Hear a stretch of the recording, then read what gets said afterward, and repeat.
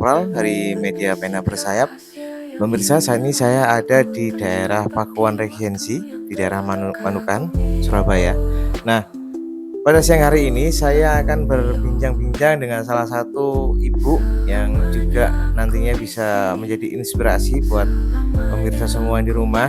Ibu ini seorang ibu rumah tangga yang single parent yang membesarkan buah hatinya, seorang putri, di mana dia nanti akan memberikan kita sebuah inspirasi untuk kita bisa mencoba mungkin di rumah ya. Saat ini saya berada di rumahnya Ibu Kagumi yang nanti kita akan kulik bersama bagaimana beliau bisa berjuang bertahan hidup dengan seorang putri sampai detik ini. Beliau mungkin akan banyak memberikan solusi dan mungkin banyak memberikan masukan-masukan buat kita semua untuk bisa melakukan sesuatu yang menghasilkan uang. Oke, langsung aja dengan beliaunya. Selamat pagi, Bu. Selamat pagi, Iya. Pak.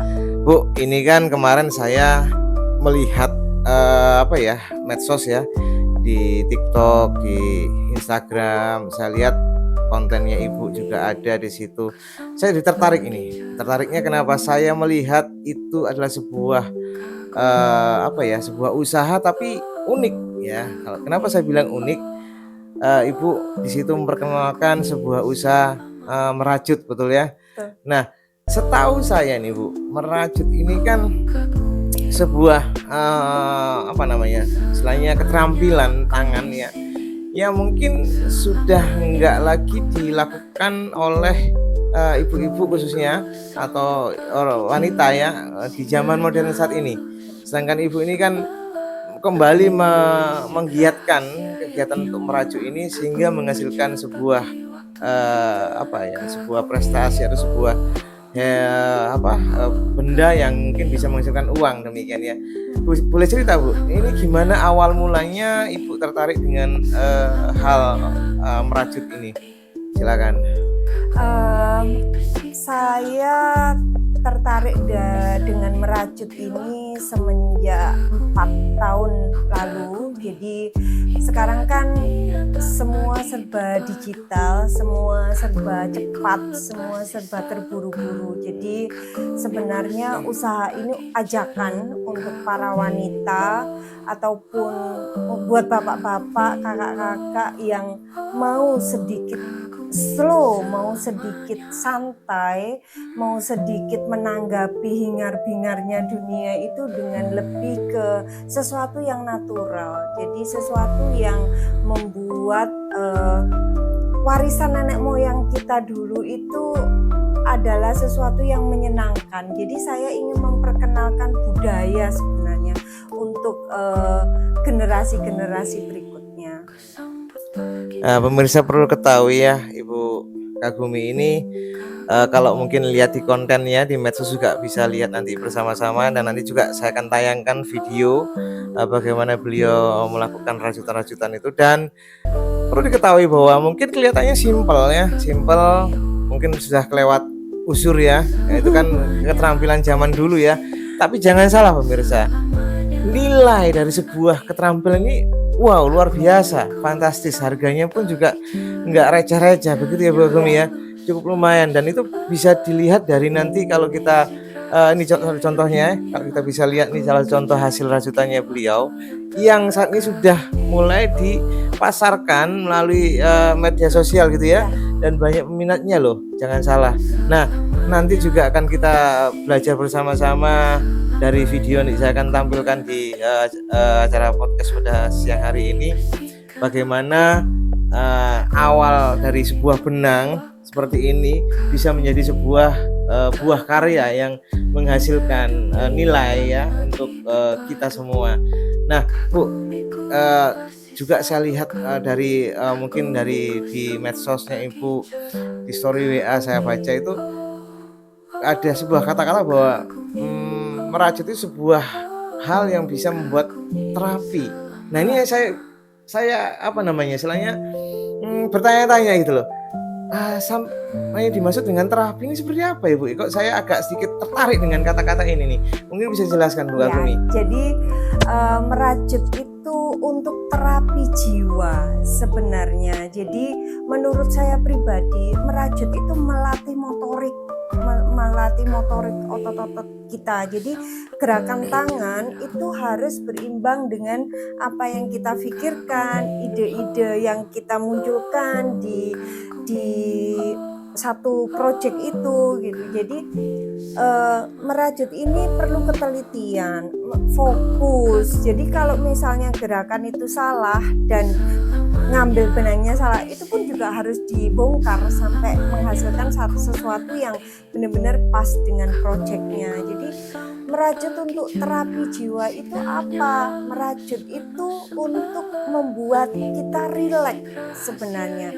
Semakin kita fokus buru-buru untuk menyelesaikan satu project, semakin membuat stres sebenarnya. Tapi kenapa sih merajut itu harus tenang? Kenapa sih merajut harus pelan-pelan? Karena yang dihasilkan itu adalah sesuatu yang besar dari tangan kita. Jadi gerakan motorik, melatih gerakan motorik, menciptakan keseimbangan pikiran. Jadi kalau sudah merajut, pasti semuanya akan rileks, akan santai.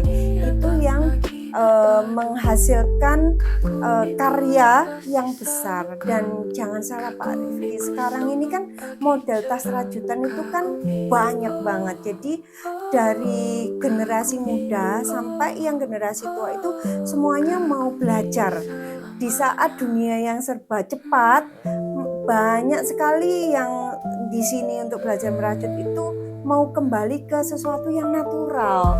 Jadi untuk apa? Biar rileks Bu, biar nggak stres Bu, biar sedikit enjoy Bu. Nah, Bu Kak Bumi, ini saya lihat ini kan bisa lihat contoh ya dari yang hasil rajutan bisa dilihatkan mungkin ya. Nah, kelihatannya rajutan dari sebuah benang yang mungkin dari sebuah benang yang seutas benang itu bisa menjadi sebuah karya yang luar biasa seperti ini. Jangan salah pemirsa ya, jadi ini adalah buah tangan yang dihasilkan dari sebuah rajutan. Dan ini ada nilainya dan bukan receh-receh nilainya. Lumayan mahal banget ya kalau luar biasa nih. Kalau mau kesan bisa telepon, ada nomor di bawah nanti kita akan cantumkan. Pemirsa bisa coba dan melihat secara langsung hasilnya seperti ini. Dan mungkin kalau seandainya nih Bu, permisi, ada pemirsa yang di rumah kepingin belajar nih, bisa nggak? Bisa. Jadi memang Kagumi membuka kelas untuk private, boleh satu orang bisa datang ke sini ataupun kami yang datang ke tempat ke tempat yang mau belajar dan bisa rombongan. Biasanya kalau rombongan itu mereka satu kantor, misalnya di misalnya nih saya sebut ya kayak di instansi mana gitu kan, mereka capek nih kerja gitu kan, untuk rileksnya gimana, mereka berkumpul 10 orang, jadi kami juga bisa datang ke kantor itu ataupun mereka yang datang ke tempat kami. Wow, luar biasa ya.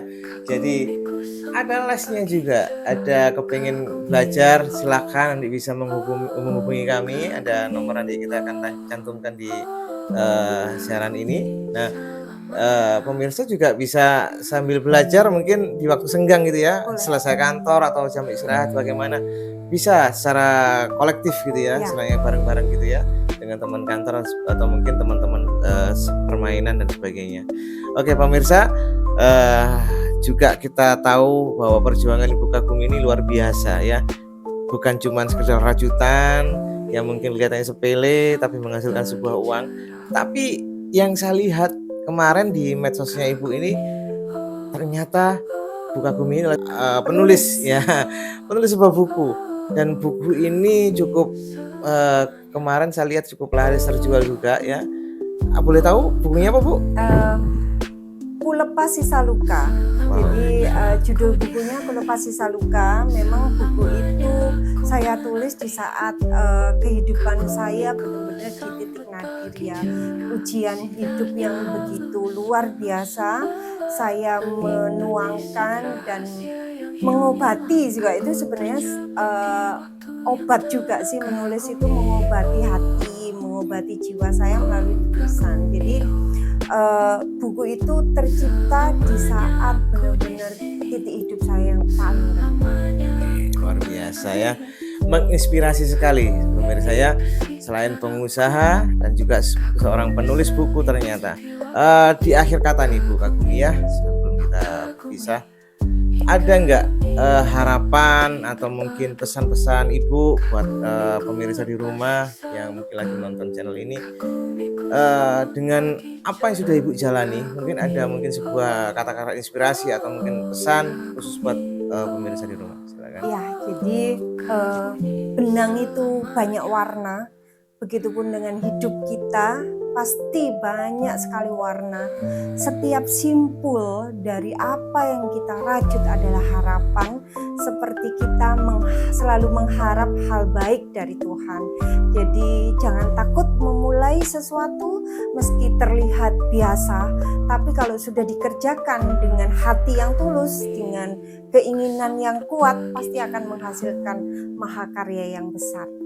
Jangan lupa anak muda, ibu-ibu atau teman-teman yang mau belajar merajut ataupun mau punya keterampilan dalam bidang merajut, lakukan itu terus-menerus.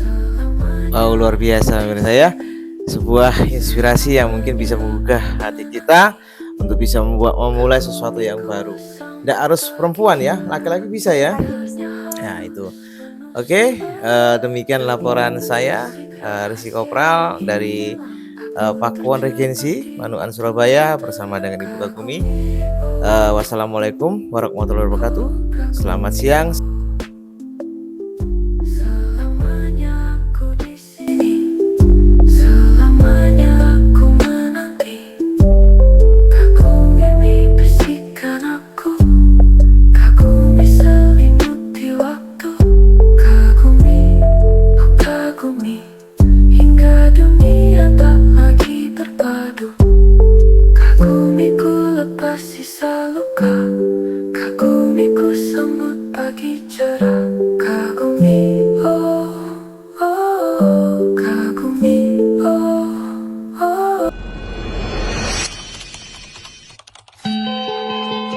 Sebenarnya Kagumi ini tercipta dari didikan Bapak Surabaya.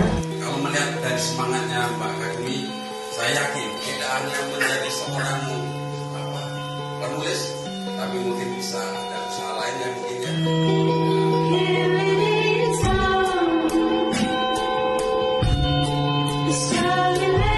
Buku ini menceritakan tentang kebesaran Tuhan terhadap saya.